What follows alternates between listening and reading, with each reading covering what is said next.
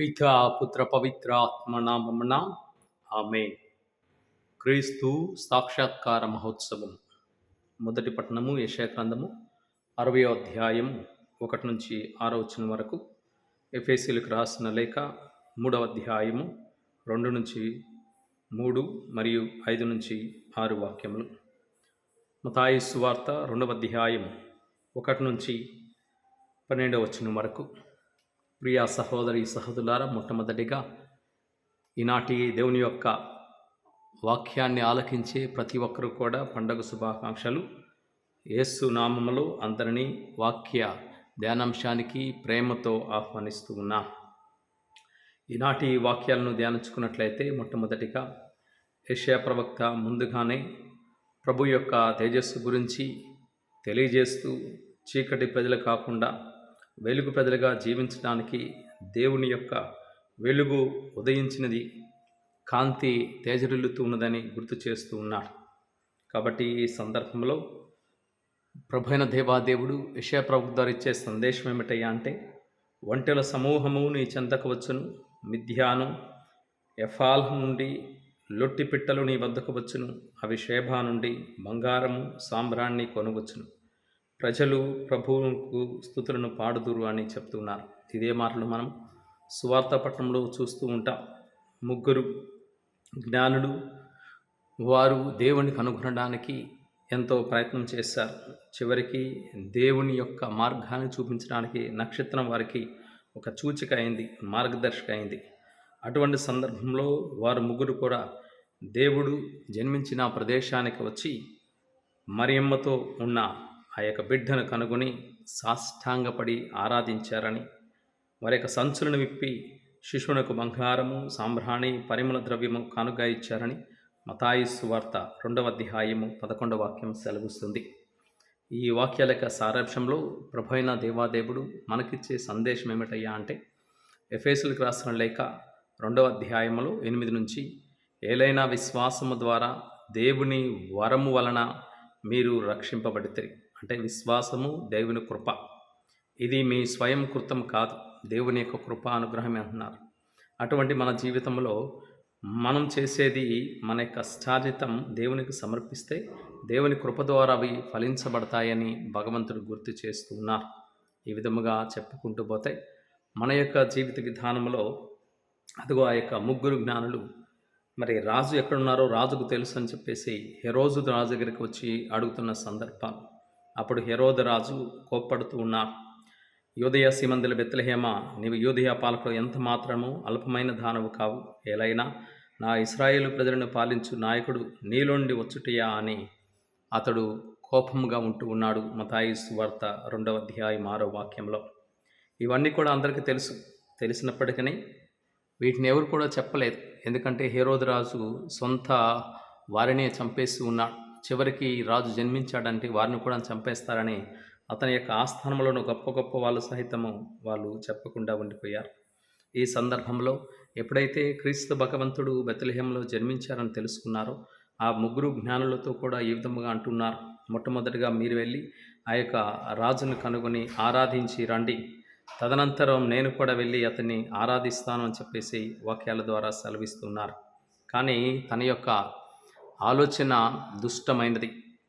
తన అహంతో గర్వంతో ఇటువంటి మాటలు చెప్పాడు తప్ప ప్రేమతో దేవుని భయభక్తితో కాదు అని చెప్పేసి వాక్యాలు సెలవిస్తున్నాయి.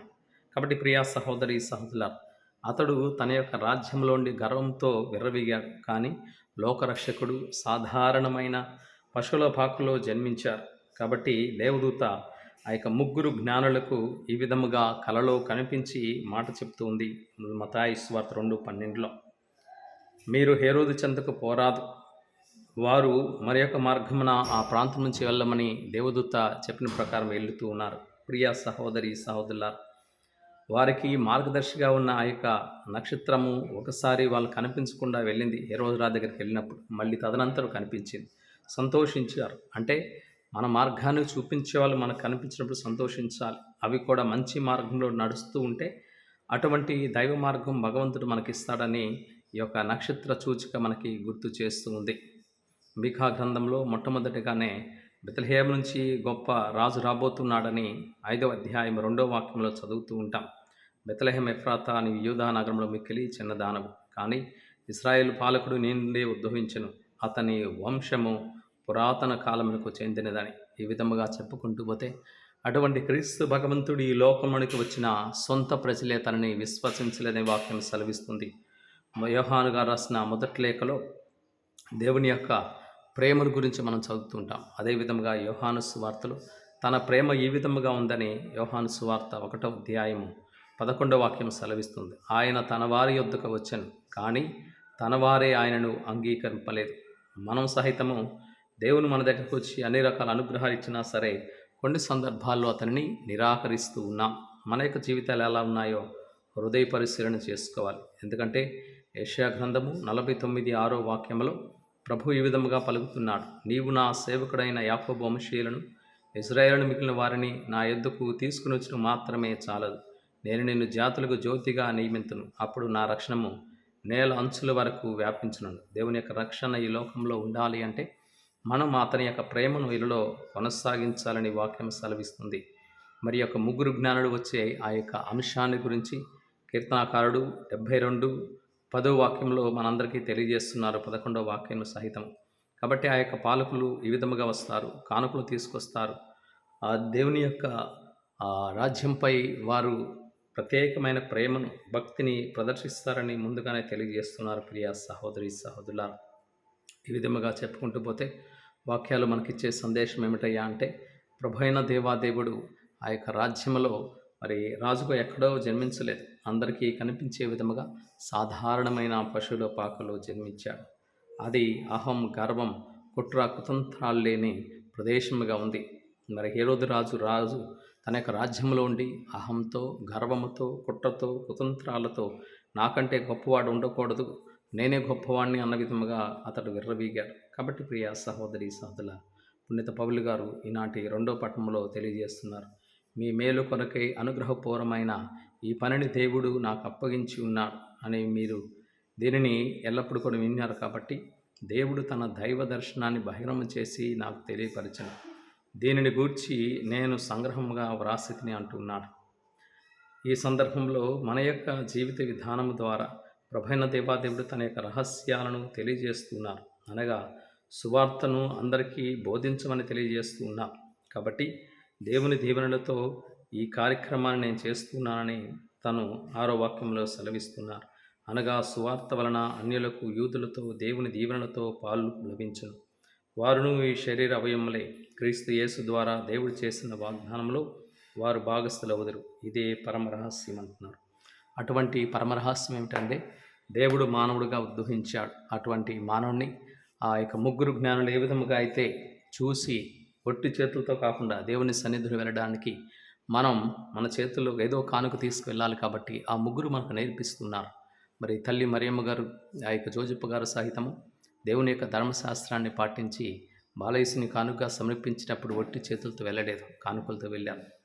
ఈ విధముగా దేవుని యొక్క పాద సన్నిధులు వెళ్ళినప్పుడు మొట్టమొదటిగా ఒట్టి చేతులతో కాకుండా దేవుడు ప్రసాదించిన ఎంతో కొంత దేవునికి అర్పించడానికి, రెండవదిగా ఎల్లప్పుడూ సాష్టాంగపడి ఆరాధించే బిడ్డలుగా భగవంతుడు మనకు కావలసిన అనుగ్రహాల కోసం దేవాదేవుని వేడుకుందాం. మరి ఒక్కసారి వాక్యాన్ని విన్న ప్రతి ఒక్కరికి క్రీస్తు సాక్షాత్కార మహోత్సవ శుభాకాంక్షలు, ఆశీర్వాదాలు తెలియజేస్తూ ఉన్నా. ప్రభు అయిన దేవాదేవుడు వాక్యాన్ని విన్న ప్రతి ఒక్కరిని దేవుని యొక్క అనుగ్రహాల ద్వారా తాను ఏ విధముగా అయితే ఈ లోకంలో అందరికి కూడా చూపించారో, అందరికి కూడా సందేశం ద్వారా వినిపించాడో, అటువంటిని మనం కూడా మన యొక్క క్రియల ద్వారా, మన యొక్క మాటల ద్వారా, మన యొక్క నడవడిక ద్వారా దేవునికి ప్రియమైన బిడ్డలుగా, సాక్షులుగా ఉంటూ దేవుని యొక్క ప్రేమను చాటి చెప్తూ దేవునికి సాక్షులుగా మరి ప్రియమైన బిడ్డలుగా జీవితాన్ని కొనసాగించే గొప్ప భాగ్యాన్ని ప్రభు అయిన దేవాదేవుడు ఎల్లకాలం మనందరికీ దయచేయుదురుగాక.